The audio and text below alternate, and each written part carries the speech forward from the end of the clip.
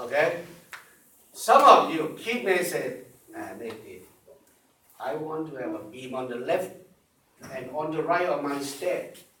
And each step act as a simple support. You can do that. Okay? You can have a stair. Think about this, that we first put two main beam from the bottom to the top. One on the left of the staircase, one on the right. And we just make the step and put a plywood on top. Then we can just walk on. And each of that sit on the left and on the right. Look at how they build your stair at home. They build it that way. One beam on the left, one beam on the right, sit between the above and top support, bottom support, and then they put every step one piece of plywood, thick plank. That's supported on this. For reinforced concrete, it's not. We don't usually do that, but you can do it. Nothing stops you to do it that way.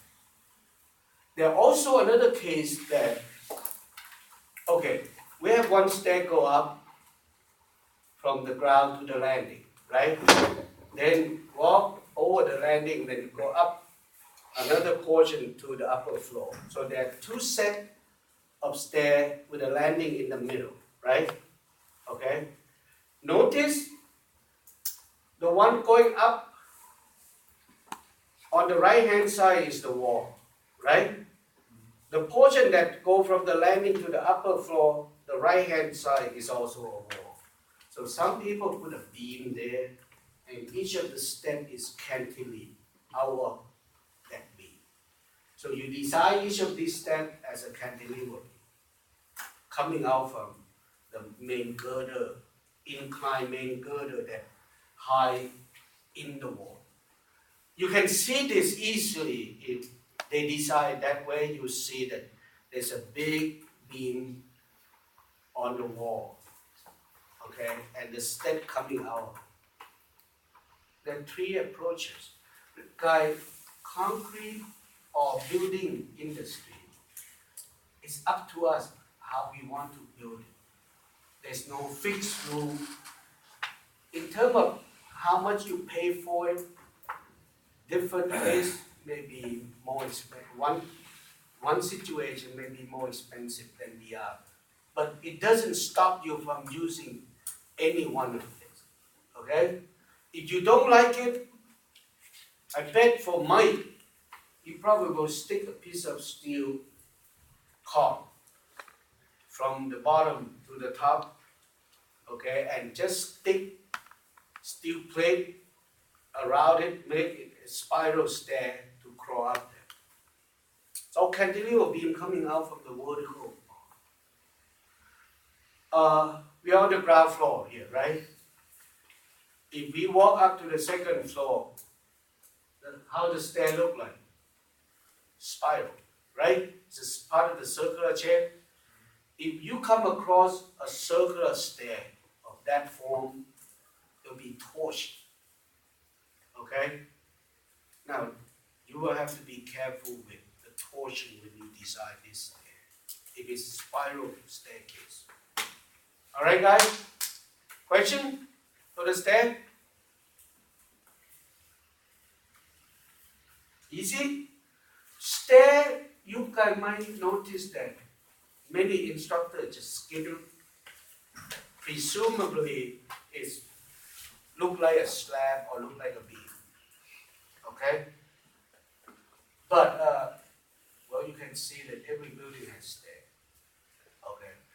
But the part that some of them skip it because, as I said, there are several ways that you can design your stair.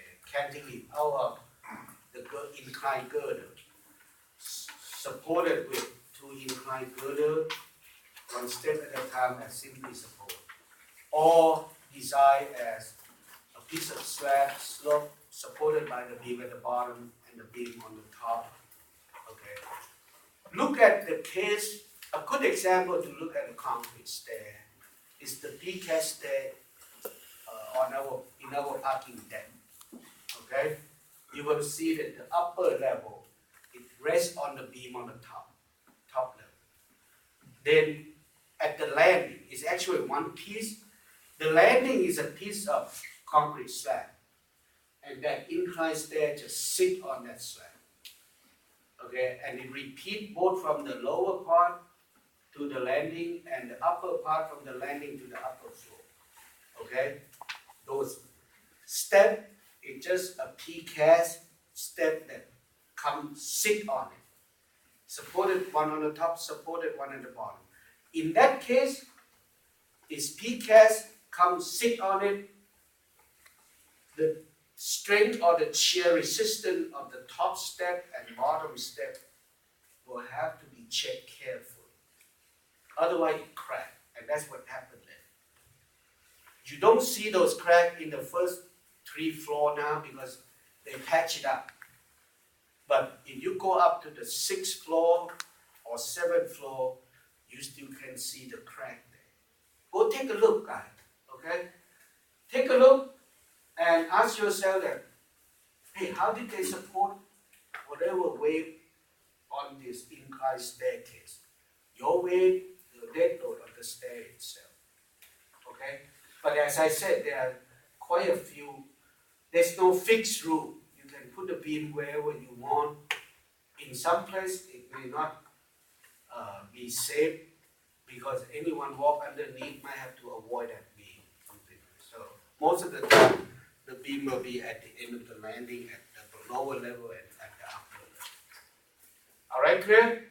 So those are the 3 that you asked me to review. Is there anything else? You guys have the group already? 3 each? So 3 to 4. 4. You said 3 to 4. yeah, 4 is fine. No problem.